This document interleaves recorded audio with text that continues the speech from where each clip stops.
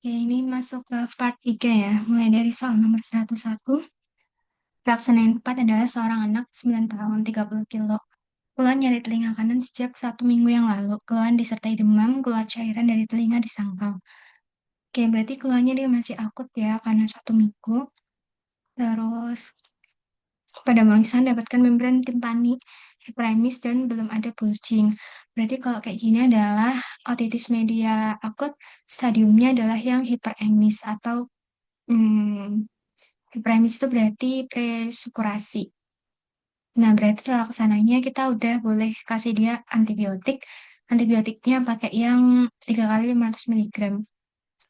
Sebenarnya kalau amoxicillin itu kan bisa mulai dari 10 sampai 20 atau 40 ya, 40 bisa sih. 40 miligram per kg-BB. Nah, anak ini kan dia 40 dikali 30 itu kan sekitar 1.200 miligram per kg-BB. Kalau misalkan 40 sampai 50 berarti sekitar 1.200 sampai 1.500 miligram per hari. Nah, itu bisa dibagi 3 dosis. Jadi dengan berat badan segini, dia boleh kita kasih 3 kali 500 miligram. Nah, terus karena dia belum ada kalau afloxacin ini 0,3% ini kalau misalkan dia udah ada perforasi pada telinganya. Nah, meringotomi ini biasanya pada stadium yang bulging atau stadium supuratif, terus ephedrine ini untuk yang stadium oklusi atau sebelum hiperemis gitu. Nah, lanjut, laksana selanjutnya yang tepat adalah seorang anak datang dengan riwayat lemas. Keluarga pasien juga mengatakan dirinya terlihat pucat, malas makan sayur, riwayat transfusi darah di keluarga sepupu pasien. Ternyata HB-nya memang rendah di 8, MCV-nya 50. Berarti dia turun ya, karena normalnya kan MCV itu 80 sampai 100. Eritrositnya 4 juta, indeks Menz-nya 12,5. Jadi kurang dari 13 ya. Nah, aku tuh lupa kalau indeks Menzer ini dia mengukur MCV dibagi sama jumlah RBC. Nah, nanti kalau lebih dari 13 sama kurang dari 13 itu tuh apa gitu. Nah, aku lupa kebalik antara satunya thalassemia, satunya yang hmm, anemia defisiensi besi. Kalau nggak salah ya, kalau kurang dari 13 itu yang ADB, kalau nggak salah. Tapi kita lompatin dulu ya. Laksana yang tepat adalah seorang anak datang dengan keluhan sesak setelah diberi oksigen 2 lpm nasal kanul, keluhan tidak membaik, kadar SpO2-nya 93%. Keluhan disertai rasa sakit saat menelan dan bengkak pada leher. Pemeriksaan fisik ternyata tonsilnya T3T3 dengan pseudomembran yang berdarah. RW-nya udah tertutup. Jadi ini adalah difteria. Nah, terlaksana yang tepat karena RW-nya tutup, berarti kemungkinan dia untuk diintubasi kan susah. Terus dia masih 93% ya. Kita bisa kasih ini sih sebenarnya non-invasive ventilation. Nah, tapi di sini nggak ada masker yang nggak ada NRM gitu. Non-regulating mask, oksigen NRBM. Ini mungkin maksudnya non-regulating mask ya. Boleh sih ini. Kalau pasang elemen intubasi sebenarnya belum perlu-perlu banget karena dia SpO2-nya masih 93%. Jadi masih oke kita kasih non-regulating mask. Pemeriksaan beruntung yang perlu dilakukan. Pasien pria dibawa ke IGD, keluhan tidak sadarkan diri, mantan pengguna narkoba suntik, belakangan sedang mengalami stres karena ditinggal istri, pemeriksaannya ada pinpoint pupil, dan tampak needle track di lengan pasien. Nah, pinpoint pupil ini khas banget untuk intoksikasi opioid. Nah, berarti untuk pemeriksaan penunjang yang perlu dilakukan, hmm, pemeriksaan sampel urin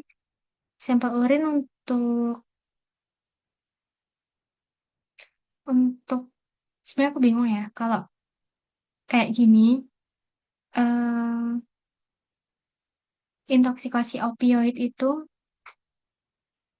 dia bisa nggak dilacak lewat sampel urin ataukah dia harus pakai darah lengkap? Tapi kita coba dulu ya sampel urin. Nanti kita cross check lagi. Tindakan selanjutnya, pasien wanita datang dibawa keluarganya. Keluhan tidak sadarkan diri, nadi dan napas tidak teraba, gambaran EKG, gambaran VF. Oke, dia ventricle fibrilasi tanpa nadi, tanpa nafas. setelah melakukan RJP satu siklus. Berarti kalau udah RJP satu siklus, kita selanjutnya adalah melakukan ini sih, defibrilasi.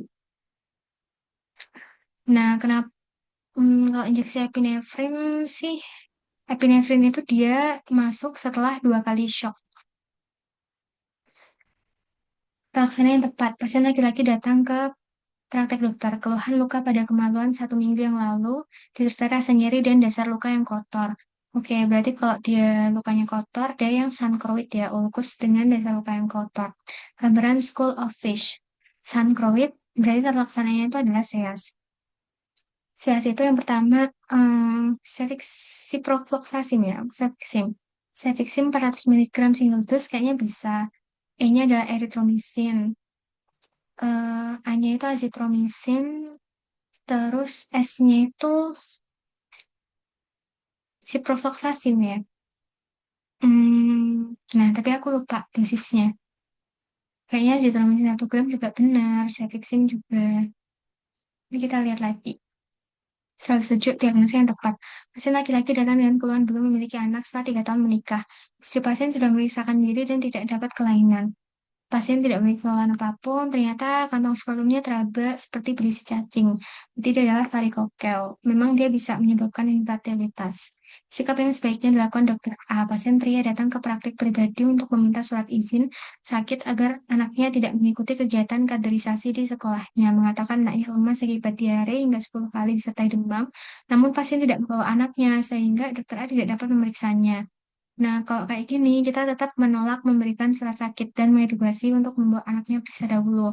Karena kalau misalkan kita tetap membuatkan surat sakit, nanti kita akan bisa melanggar etik dan juga pidana. Melanggar etik karena kita membuat surat yang tidak berdasarkan atas pemeriksaan kita sendiri, jadi tidak sesuai dengan kenyataannya. Melanggar pidananya adalah surat izin itu yang dibuat tanpa pemeriksaan yang sebenarnya itu dianggap surat palsu dan bisa dihukum pidana juga gitu. Nah, terlaksana rehidrasi yang tepat seorang anak usia 11 bulan, keluhan BAB cair sebanyak 8 kali sejak kemarin, BAB cair masih ada ampas, lendir dan darah pada feses di sangkal, serta yang muntah sebanyak 2 kali. Pemeriksaan fisik ternyata dia ada mata colong, turgor kulitnya melambat, akralnya hangat, dan anaknya tampak rewel dan masih ingin minum. Oke, kalau dia masih ingin minum, berarti dia adalah diare cair akut dengan dehidrasi yang sedang ya. Tapi sedang itu sekarang nggak ada ya. Setauku sekarang itu ringan sedang dan juga berat. Nah, kalau ringan sedang ini berarti terlaksana hidrasinya adalah dengan menggunakan oralit yang 75 cc per kg bebek dalam 3 jam pertama harusnya. Kalau 70 cc ini sebenarnya kurang ya. Kalau 400 sampai 700 cc sebenarnya ini tergantung dari berat badan anaknya. Nah, kok dari usia itu, soalnya harusnya 70 cc. Harusnya 75 cc harusnya. Nah, yang ini aku nggak tahu apakah ada cut off usia atau enggak. Seingatku, kalau cut off-nya itu berdasarkan berat badan. Kalau berdasarkan usia, aku lupa sih dosisnya. Nah, lanjut dulu aja ya. Pernyataan yang benar adalah pada saat lockdown pandemi COVID-19, seorang dokter memutuskan untuk menutup praktik pribadi di rumahnya. Dirinya memilih untuk tidak melayani pasien karena kondisi sedang lockdown. Dokter tersebut juga menolak ketika tetangganya mengalami nyeri dada datang untuk meminta pertolongan. Pernyataan yang benar, dokter melanggar kewajiban dokter terhadap pasien bisa jadi ya. Merupakan hak dokter untuk menolak pasien. Seharusnya sih dokter nggak boleh ya menolak pasien saat lockdown. Dokter tidak bolehkan praktik boleh sih. Hmm, apa B atau E? Aku bingung. 11. Etiologi keluhan pasien adalah pasien laki-laki 60 tahun. Keluhan sesak sejak seminggu yang lalu disertai batuk yang dirasakan 1 bulan hilang timbul. Riwayat merokok selama 40 tahun baru berhenti 3 tahun yang lalu. Ternyata dia tukang bangunan juga yang menggunakan asbes. Hasil foto ronsennya ternyata ada kapasitas irregular dengan gambaran rentikuler. Kapasitas irregular ya. Mungkin dia pleural plaque dia bisa sih. Pleural plaque itu nggak salah asbes gak sih? Etiologi mungkin dia lebih ke pajanan asbes ya. Hmm, Karena batuknya 1 bulan yang lalu hilang timbul. Soalnya kalau misalkan rokok itu kan dia cenderung ke PPOK. Nah, PPOK itu gambarannya bukan kayak gini, bukan opasitas irregular. PPOK kan cenderung peningkatan corakan ini ya, di sekitar perihilar. Diagnosis yang tepat, pasien perempuan 34 tahun G2W1A0, hamil 36 minggu, MT-nya 30, datang untuk antenatal care, ternyata GDP-nya itu 180, GD2PP-nya 75. Kalau GDP itu kan harusnya optimalnya dia harus kurang dari 100 ya. Pasien ini di 180, berarti tinggi. GD2PP malah 75 ya. GDS-nya tapi 220. Tidak ada riwayat diabetes sebelumnya. Riwayat anak pertama pasien lahir dengan berat 4.100 gram. Oke. Kemungkinan sih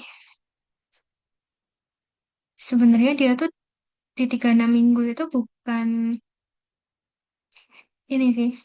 Harusnya dia nggak bisa didiagnosis ya, karena kalau untuk diagnosis DM gestasional itu harus di usia, kalau nggak salah, 28 sampai 32 apa ya? Apa 24 sampai 28 ya? Aku lupa. Itu. Nah, tapi dia nggak ada riwayat diabetes sebelumnya. Kalau misalkan GD2PP-nya normal di 7, tapi masa 75 sih? Apa jangan-jangan ini 175 ya maksudnya? Kalau gula darah puasa terganggu, tapi GDS-nya aja tuh dia udah tinggi juga. Kalau dengan asumsi ya dari riwayat anaknya makrosomia sebelumnya, mungkin bisa jadi dia DM gestasional. Tapi harusnya kok DM gestasional itu diagnosisnya nggak di usia 36 minggu, di trimester 2 harusnya. Pada pemeriksaan non-tentara, gambaran yang mungkin adalah pasien laki-laki datang dengan keluhan sesak, diketahui terdiagnosa mengalami atelektasis berdasarkan anamnesis, pemeriksaan fisik, dan foto ronsen. Nah, kalau gambaran atelektasis di foto ronsen itu gambaran avaskular pada paru kiri dan mediastinum terdorong ke kiri. Kalau avaskular, iya bisa. Tapi avaskular itu mungkin bisa jadi di atelektasis, bisa jadi dia pneumotoraks kan. Nah, tapi ini dia bilang di paru kiri, mediastinumnya terdorong ke kiri. Kalau kayak gini mungkin maksud terdorong itu mungkin lebih ke arah tertarik ya, lebih tepatnya bahasanya. Itu bisa karena atelektasis itu kan dia menarik mediastinum. Kalau lusen avaskular ini punyanya sih pneumotoraks ya. Gambaran konsolidasi basal paru ini gambarannya sih pneumonia. Nodul miliar seluruh lubang paru ini TB miliar. Jadi mau yang paling tepat sih B. Pelaksana yang tepat, pasien datang dan keluhan nyeri hebat pada telinga kiri 1 minggu yang lalu dan ada nyeri tekan telinga. Terus keluhan disertai demam tinggi. Ternyata riwayat batuk pilek sebelumnya, pemeriksaan didapatkan membran timpaninya hiperemis dan ada bulging. Berarti dia adalah stadium yang supurasi. Tata laksana yang tepat, sebenarnya bisa antibiotik. Tapi kalau 3 kali 300 miligram itu tuh kurang. Anak kecil aja dia 3 kali 500 kan. Nah, jadi nih menurutku yang paling tepat adalah rujuk untuk piringotomi. Upaya yang dapat dilakukan untuk menaikkan mutu puskesmas. Puskesmas suka sehat mendapatkan kritik dari pasien karena banyak pasien yang membutuhkan insulin tidak mendapatkan insulin akibat stok obat yang habis. Belakangan memang suka kehabisan beberapa jenis obat yang sering digunakan akibat ketidaksesuaian pendataan dan stok obat sebenarnya sehingga menurunkan mutu puskesmas tersebut. Oke, berarti upaya yang dilakukan untuk menaikkan mutu, kita perbaiki sistem pendataan farmasinya dong. Diagnosa yang paling mungkin, seorang anak di bawah ibunya ke poli dengan keluhan mengorok saat tidur, mengeluh sering terbangun saat tidur, dan dirasakan hidungnya buntu, hasilnya T1, T1, gigi seri bertumpuk. Oke, berarti dia ada obstructive sleep apnea, kemungkinan karena hipertrofi adenoid, karena dia bilang tonsilnya sih normal, tapi gigi serinya bertumpuk. Nah, ini khas pada fasies adenoid ya. Pemeriksaan yang dapat dilakukan untuk menegakkan diagnosis pasien. Seorang wanita 26 tahun, keluhan pusing berputar dirasakan saat bangun tidur dan semakin parah saat berpindah posisi. Oke, berarti dia ada vertigo, status neurologisnya normal. Berarti kalau untuk menegakkan diagnosis kita pakai Dexalpide. Kalau Apply Seimon ini adalah tata laksana yang bisa dilakukan dokter. Kalau Brendarov ini adalah tata laksana yang bisa dilakukan pasien sendiri di rumah. Terlaksana yang tepat, pasien DM tipe 2 datang dengan keluhan lemas, disertai napas bawah-buah. Berarti kemungkinan ada ketonnya, fisiknya, RR-nya meningkat, terus suhunya febris, pemeriksaan penunjangnya, GDS-nya tinggi ya, di 546, pH-nya di 7,1, dia ada asidosis, HCO3-nya dia 11. Berarti em, asidosis metabolik kemungkinan ya, karena HCO3-nya 11. Kalau asidosis metabolik kayak gini, kemungkinan berarti dia adalah KAD ya, ketoasidosis diabetik. Berarti laksana yang tepat adalah kita infus cairan intravena, terus kita insulin continue rapid regular IV ya, atau IM ya. Setahu aku sih IV ya.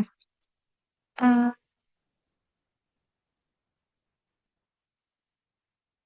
dan setahu aku harus yang rapid ya, bukan yang long acting ya. Continue rapid regular IV. Diagnosa yang tepat, seorang wanita 19 tahun datang dengan keluhan pendengaran telinga kanan menurun usai menonton konser band idolanya. Hasil pemeriksaan garpu tala, Weber, lateralisasi, kan dia keluhannya di telinga kanan. Nah, tapi ini Webernya itu lateralisasi ke kiri. Oke, kita Rina dulu. Rina tes kanan positif. Kalau kanan positif, itu kan berarti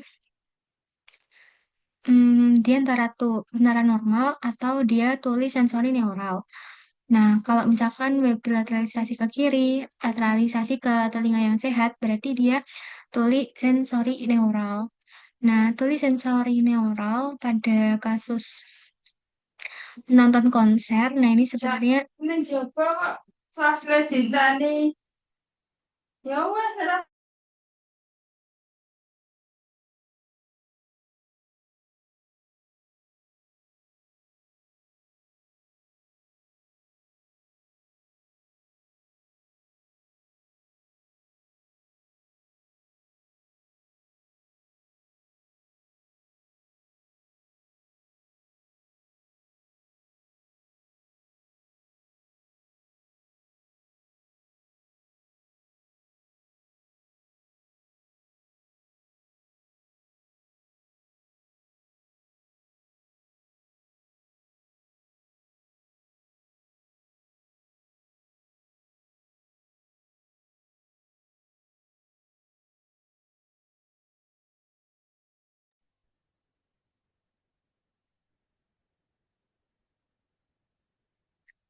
diagnosis yang tepat, ya, NIHL atau trauma akustik ya.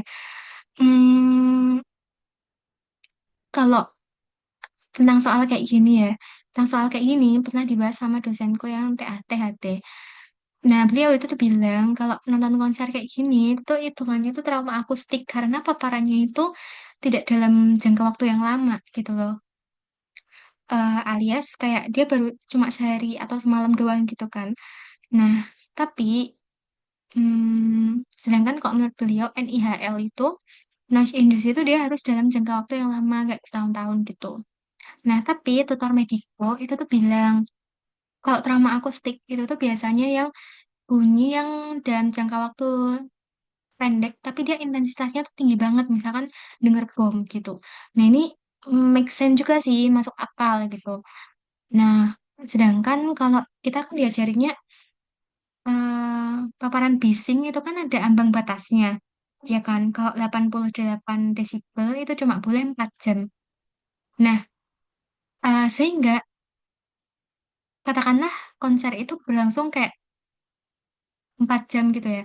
4 jam dengan frekuensinya itu tuh bisa lebih dari 88 desibel. Berarti kan dia hitungannya udah terpapar bising dalam jangka waktu yang lama dengan intensitas yang kuat gitu kan. Kalau aku tipe soal kayak gini, aku lebih setuju NIHL sih sebenarnya daripada trauma akustik.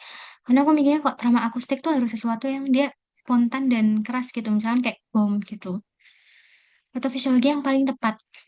Pasien perempuan datang ke poli dengan keluhan rambut rontok. Rambut rontok dalam jumlah yang banyak dan terjadi terus-menerus sejak 3 minggu yang lalu. Dirasakan pasien setelah pasien melahirkan anak pertamanya dan hair pull testnya dia positif. Oke, berarti kalau kayak gini khas banget dia postpartum, dia punyanya si telogen effluvium. Nah, kalau telogen ini percepatan fase anagen menjadi telogen akibat stres bisa. Kalau penghambatan pembelahan sel pada folikel rambut, ini punyanya anagen effluvium ya. Ini biasanya kalau anagen itu punyanya si kemoterapi. Nah, kalau maturasi folikel rambut akibat androgen, ini punyanya si ini ya, alopecia androgenik. Tata laksana yang tepat, pasien datang dengan keluhan batuk sejak 4 hari yang lalu. Batuk berdahak namun sulit dikeluarkan. Pasien riwayat kehujanan saat pulang dari kantor. Keluhan sesak ketika batuk, kita batuk meningkat. Keluhan juga disertai demam namun tidak terlalu tinggi. Riwayat asma disangkal, riwayat merokok disangkal. Oke, berarti kan dia keluhannya batuk berdahak sulit dikeluarkan ya. Kemungkinan sih dia kena common cold. Nah, kalau kayak gini, yang bikin dia ini kan batuk dahak yang sulit dikeluarkan kan. Berarti kita bisa kasih dia mukolitik untuk mengencerkan dahaknya. Kalau dekongestan ini untuk mengatasi hidung tersumbat. Yang lain kurang tepat ya. Bronkodilator nggak usah karena dia nggak sesak.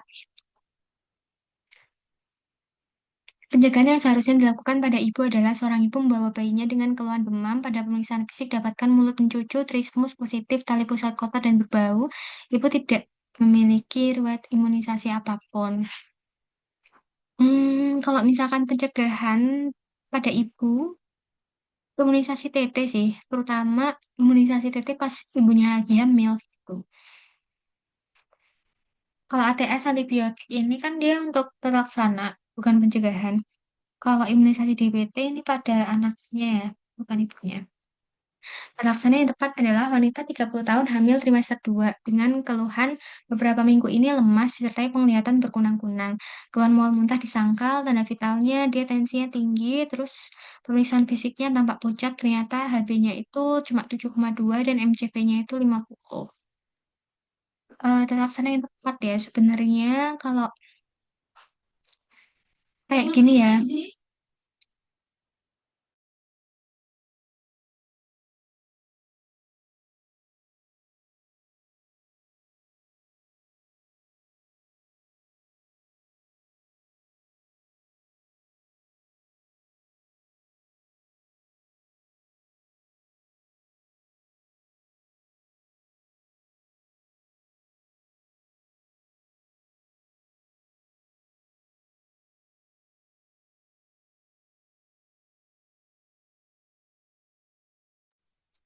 Nah, ada yang bilang kalau misalkan anemia udah ada gejala, gejalanya kan kayak penglihatan berkunang-kunang, terus keluhan mau kayak gini, lemas gitu tuh boleh kalau misalkan mau transfusi PRC. Nah, walaupun HB-nya itu masih hmm, dia 7,2. Nah, kan tapi kan dia tuh mepet-mepet ya. Kalau aku sih yang mending transfusi PRC. Cuma dia tuh kayak bingung. Ada soal yang kadang kayak gini tuh jawabannya saklek banget harus kurang dari 7,2 baru ditransfusi. Dan ada juga soal yang bilang kalau udah ada keluhan kayak berkunang-kunang itu berarti udah ada gejala dong, berarti boleh transfusi. Karena definisi kapan kita harus transfusi itu kan kalau HB kurang dari 7 atau sudah ada gejala, HB berapapun dengan gejala, kan. Nah, tapi kan kayak kadang HB 9 aja juga udah ada gejalanya gitu kan. Tapi masa HB 9 kita transfusi gitu. Jadi aku agak bingung ya. 124 terlaksana etiologi kasus tersebut. Laki-laki 24 tahun datang dengan keluhan diare yang telah berlangsung lebih dari 1 bulan, disertai penurunan berat badan yang cukup signifikan dan adanya bercak keputihan pada mulut pasien. Oke, berarti kan dia udah ada kemungkinan sih kandidiasis oral. Jadi ini kemungkinan pasiennya HIV ya, stage 3 terlaksana etiologi kasus tersebut. Nah, ini tuh lebih etiologi kasus tersebut. Nah, ini yang mau diterapi apanya? Diarenya kah? Apa HIV-nya kah? Apa bercak putihnya gitu? Karena kalau terlaksana etiologik ya, B sama ini sama-sama bisa benar. Kalau misalkan dia fokus ke bercak keputihan, itu bisa nih statin drop. Nah, tapi kalau misalkan etiologinya, karena dia ini keluhannya lebih dari satu ya, nggak fokus ke bercak keputihan doang, berarti kan bisa aja dia mengarah ke HIV-nya kan, tenofovir. Jadi aku bingung, tenofovir kah apa nih statin yang dimaksud soal ini gitu. Pilihan obat antihipertensi tambahan yang paling tepat pada kasus ini adalah laki-laki 40 tahun datang untuk kontrol penyakit hipertensi yang dideritanya. Mengeluh dadanya sering berdebar. Terus ternyata dia nadinya tuh 97 tapi irreguler. Terus riwayat pengobatan pasien mengonsumsi hidroklorotiazid. Pilihan obat antihipertensi tambahan yang paling tepat. Kalau hidroklorotiazid itu kan dia ini ya diuretik hemat kalium. Hmm, Sebenarnya di antara semuanya ini yang paling bagus untuk mengontrol ritme itu si propanolol sih. Jadi aku akan kasih propanolol aja. Kelainan jantung apa yang terjadi pada kasus tersebut? Seorang laki-laki 20 tahun, keluhan nyeri dan bengkak di lutut kanan 2 hari ini. Pasien riwayat nyeri tenggorokan, terus pemeriksaan fisiknya pansistolik, murmur di apeks, menjalar ke aksila. Ya, berarti kalau murmur di apex itu kan punya mitral. Sistolik itu berarti regurgitasi mitral. Nodul subkutan. Terus ternyata dia LED-nya juga tinggi, hasilnya 800.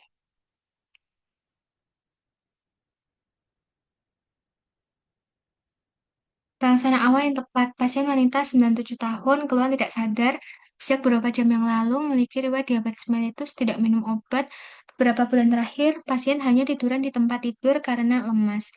Pemeriksaan fisik, adanya ulkus dekubitum pada punggung pasien, dan nafasnya bau buah. Hasil labnya, ternyata dia leukositnya 20.000 dan GTS-nya itu 500. Oke, pelaksana awal yang tepat, kita kasih um,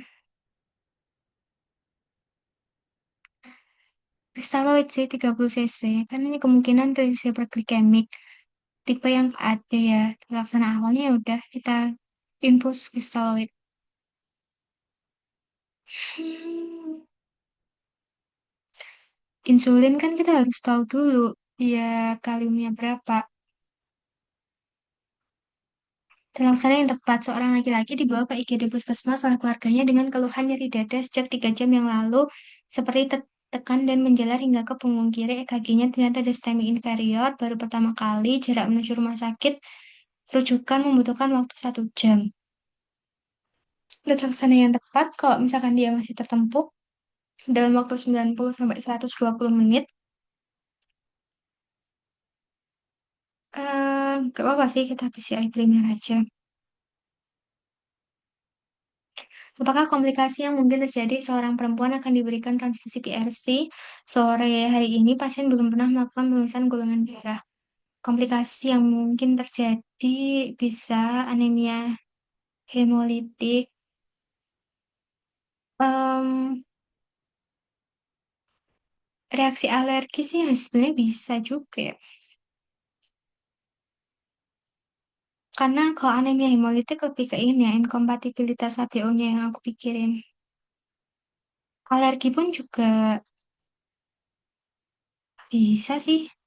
Kalau ya, resep kacamata baca yang tepat.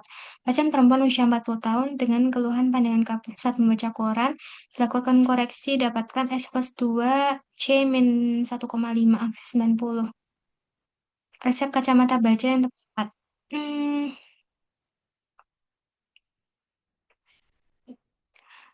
Silindris, ya udah tetap aja nggak sih ini S plus 2, C-1,5, aksis 90. Kecuali kalau misalkan silindrisnya nilainya lebih gede daripada sferisnya, baru kita transpose.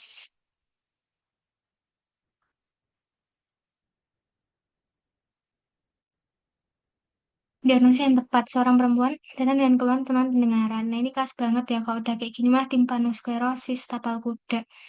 Diagnosis yang tepat, perempuan datang dengan keluhan mata kemerahan, riwayat autoimun SLE, Terus nodul keunguan pada konjungtiva tes phenylephrine negatif, berarti dia yang skleritis. Dan kalau udah ada nodul keunguan, kemungkinan dia skleritis yang sudah ada nekrosisnya. Diagnosis yang tepat, seorang laki-laki 46 tahun datang dengan keluhan bengkak kedua kaki sejak 1 hari yang lalu, serta isak napas merupakan perokok berat sejak sekolah menengah pertama. Tulisan fisiknya ada asites. Diagnosis yang tepat. Oke, jadi dia dari riwayat perokok berat, terus bengkaknya itu 1 hari yang lalu, sesak nafas sama asites. Nah, karena dia korpulmonale kan dia balik ke, iya bisa jadi sih korpulmonale. Karena dia backflow bengkaknya di kedua kaki, belum ada dia bengkak di edema paru gitu kan. Jadi belum ada kayak gagal jantung kongestif. Edema paru juga enggak ya. Kalau gagal jantung kanan, hasilnya bisa, tapi dia spesifiknya perokok berat, jadi kemungkinan bisa aja penyebabnya itu karena PPOK. Jadi aku lebih setuju korpulmonali sih. Rencana penulisan penunjang empat pasien laki-laki kelumpuhan 4 anggota gerak memiliki riwayat cedera servikal 10 tahun yang lalu sudah membaik dan tidak ada keluhan. Hasil penulisan terdapat flaccid paralisis. Rencana penulisan penunjang empat. Sebenarnya kalau kayak gini lebih bagus kita MRI ya. Karena dia kelumpuhan 4 anggota gerak, kemungkinan berarti dia di setinggi C4 ke atas kan. Jadi MRI servikal kalau aku.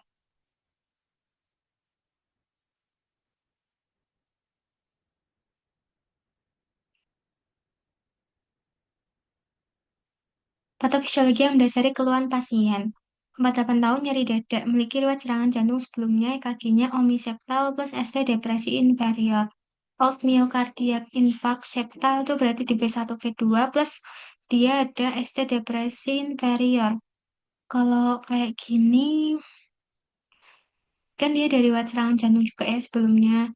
Jadi kemungkinan sih penyebabnya adalah aterosklerosis. Laksana yang tepat adalah seorang anak dengan keluhan nyeri di depan daun telinga, kemerahan saat dilakukan pemeriksaan fluktuasi positif pada lubang di depan daun telinganya. Laksana yang tepat, insia abses ya, karena dia udah ada abses preauricula. Hal tersebut merupakan pencegahan dalam bentuk pada saat pandemi COVID-19, kelas yang bertugas di rumah sakit diwajibkan untuk melakukan swab antigen setiap 2 minggu sekali. Berarti kan dia ke early eh, diagnosis ya. Kok specific protection tuh kalau dia disuruh vaksin.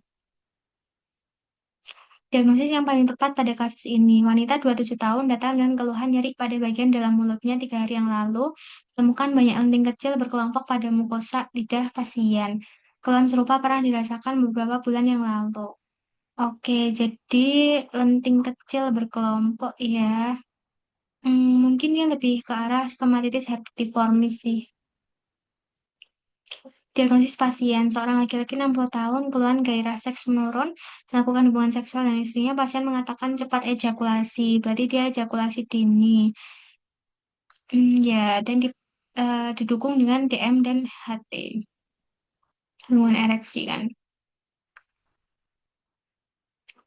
Penyebab terjadinya partus mancet pada pasien adalah perempuan dirujuk ke IG di rumah sakit mengalami partus mancet pembukaan ke-6, posisi bayi di Hodge 2, 4 jam. Lalu pemeriksaan biometri baik dan tidak ada gangguan. TBC-nya 4.300 dalam batas normal. Nah, penyebabnya makrosominya ya, kalau kayak gini. Karena kalau kita mau jawab CPD, biometrinya baik kok. Jadi bukan masalah panggul ibunya. Diagnosis yang paling mungkin pada kasus ini, wanita 25 tahun, nyeri pada bagian tumit kakinya, rutin bekerja menggunakan sepatu hak tinggi, tidak ada riwayat jatuh atau trauma pada tumit kaki pasien. Pemeriksaan fisik terdapat nyeri tekan 2 cm di atas os calcaneus. Pasien mengeluh nyeri jika dilakukan dorsifleksi. Oke, berarti dia nyeri untuk diangkat ya. Hmm,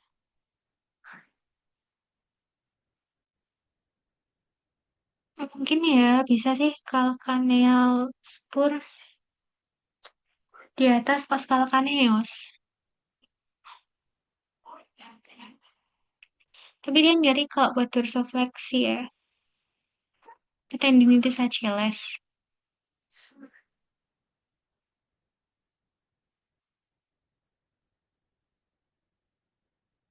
Terlaksana rehidrasi yang tepat. Pasien DM tipe 2 datang dengan keluhan lemas, disertai napas bau buah, penulisan fisiknya, penulisan penunjangnya GDS 546, pH-nya 7,1, HCO3-nya 11. Oke, dia KAD ya berarti rehidrasi yang tepat. Ya udah kita infus NaCl loadingnya itu 1000 apa 500 cc ya per 1 jam. 30 cc per kgbp, misalkan 30 kali 50. Pas 1000 ya. Diagnosis yang paling mungkin, bayi 6 bulan dibawa ke klinik dengan keluhan mata tidak bisa mengikuti gerak benda. Bayi lahir di usia kehamilan 30 minggu, kondisi BPLR. Poliskopinya retina tampak keabuan. Nah, kalau gini khas ya, retinopati prematur. Prop retinopathy of prematurity.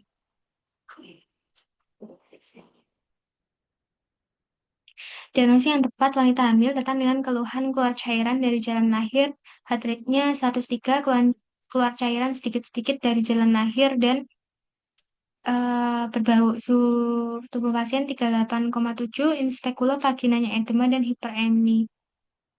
Oh, dia masih hamil ya berarti. Jadi kemungkinan dia ini adalah chorioamnionitis ya, karena dia masih hamil.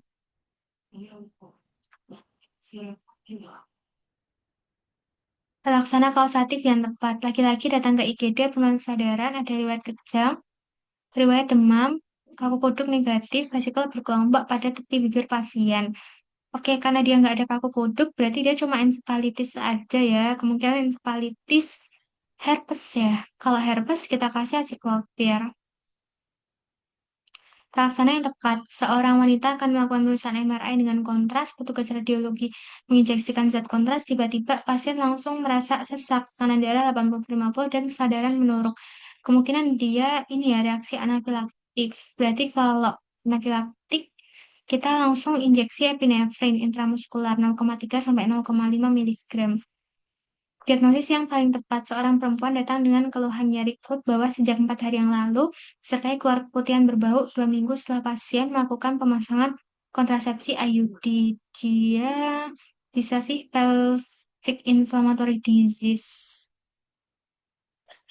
Hmm, ureteritis. Yuk, Kari Loro. Diagnosis pasien yang paling tepat. Seorang pria datang dengan keluhan nyeri saat buang air besar, keluhan BAB berdarah di sangkal, dilakukan rectal tubing, nyeri tekan pada area anus, ampula rekti tidak kolaps, dan ditemukan lendir darah pada handscone. Proktoskopi ternyata ada edema dan hiperemis. Oke, berarti kan dia ki- kita singkirkan hemoroid ya. Eh, nyeri tekan pada area anus, edema, hiperemis. Kita singkirin juga fistula sama visura. Lebih ke proktitis ya mungkin. Hmm, kalau fistula itu dia lebih ke ditemukan lubang. Kalau visura ani dia lebih ke ya sebenarnya bisa sih ada darahnya ya visura.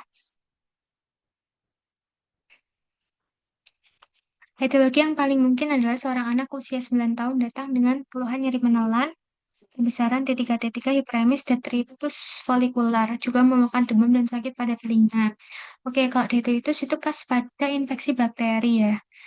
Tonsilitis akut bakteri. Diagnosis yang paling mungkin pada kasus ini, anak laki-laki 7 tahun datang dengan keluhan benjolan pada leher sejak 5 bulan yang lalu, tidak nyeri maupun gatal, tidak ada gangguan pendengaran atau penglihatan, didapatkan benjolan ukuran 5 kali 5 kali 3, level 2, sewarna kulit, transiluminasi negatif. Berarti bukan hiporomatistik ya. Terus, abses juga enggak, karena dia enggak ada nyeri.